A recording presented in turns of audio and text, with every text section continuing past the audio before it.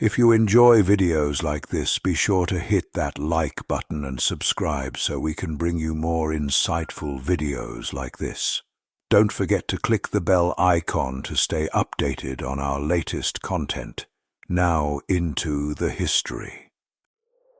Henry Knox, the thunder of the Revolution. Henry Knox was born on July 25th, 1750 in Boston, the seventh of 10 children in a struggling family. When his father died, Henry left school at 9 to help support his mother. Apprenticed to a bookseller, he devoured the knowledge within the volumes he bound and sold. He studied mathematics, engineering, and above all, artillery, the science of war. By his early 20s, he owned his own store, the London Bookshop, a favorite gathering place for Boston patriots. Knox was a giant of a man, broad-shouldered, commanding, and eager to put his learning to the test. When the Revolution broke out in 1775, Knox was there. At Bunker Hill, June 17th, he saw colonial militia, 1,500 strong, stand against nearly 2,400 British regulars under General William Howe. The patriots were driven from their redoubt only after they exhausted their powder. For Knox, the lesson was clear. With artillery, the outcome might have been different. The noble train of artillery. George Washington soon recognized Knox's talent and entrusted him with an impossible mission: travel to Fort Ticonderoga and bring back its captured cannon. On December 5, 1775, Knox set out. What followed was one of the greatest logistical feats of the war. Knox hauled 59 cannon and mortars weighing more than 120,000 pounds across 300 miles of frozen wilderness. Oxen teams dragged sleds over the Berkshire Mountains, across rivers cracking with ice, through blizzards that buried the roads. By January 1776, the noble train of artillery reached Boston. Washington ordered the guns placed on Dorchester Heights.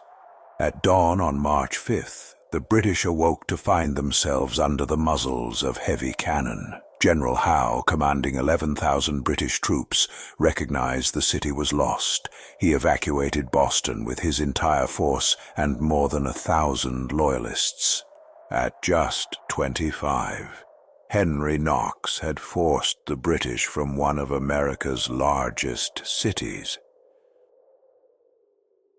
The New York Campaign, 1776. But Britain struck back. In August, General Howe landed 20,000 troops on Long Island. Washington had about 10,000, with Knox commanding the artillery. In the Battle of Long Island, August 27th, the British flanked the Americans, inflicting heavy losses. Yet Knox's guns covered Washington's retreat, preventing annihilation. That night, under cover of fog, Washington ferried his army across the East River. Knox supervised the loading of every cannon. Not one was left behind. The artillery was preserved, and with it, the chance of continuing the fight.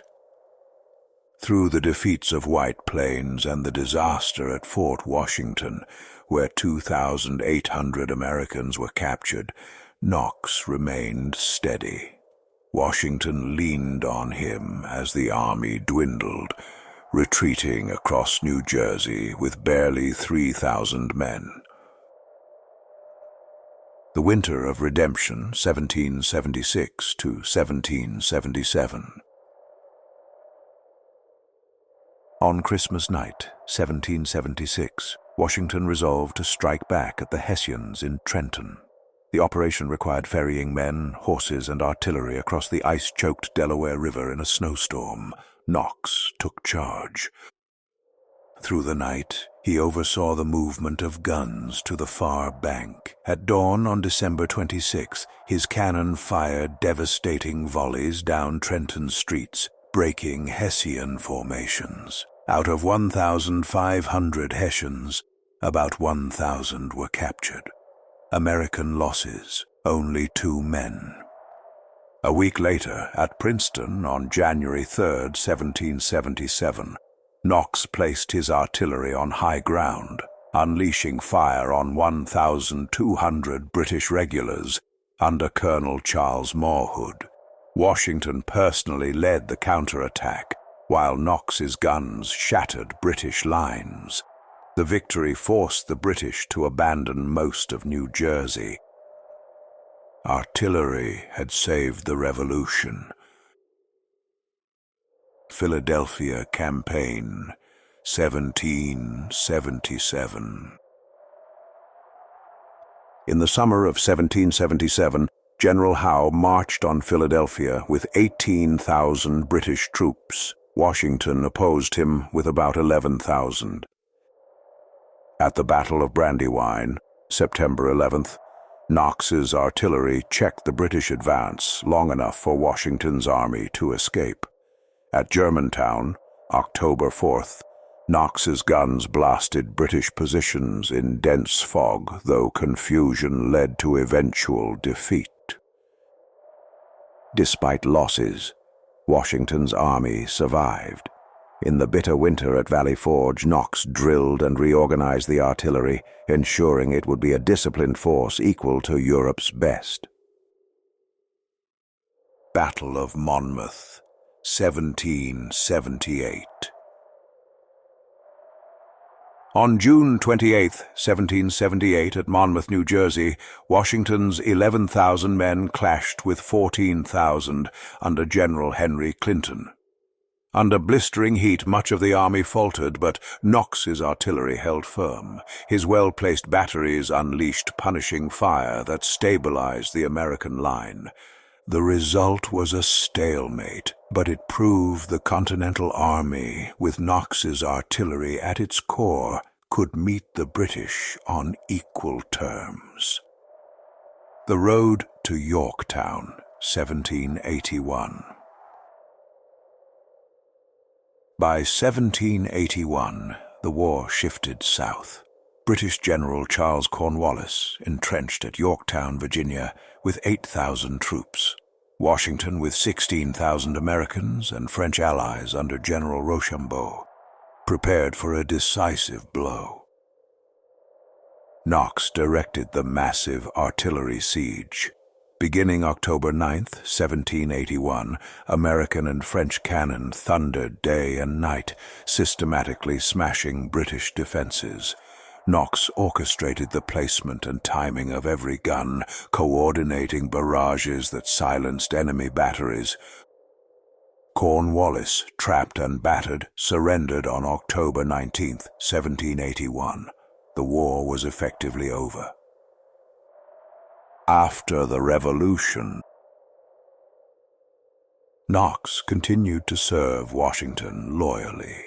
When Washington resigned in 1783, Knox briefly became commander of the Continental Army. Later, as the nation's first Secretary of War, he laid the foundations of America's defenses, the establishment of coastal fortifications, the creation of a regular army, and plans for a military academy at West Point.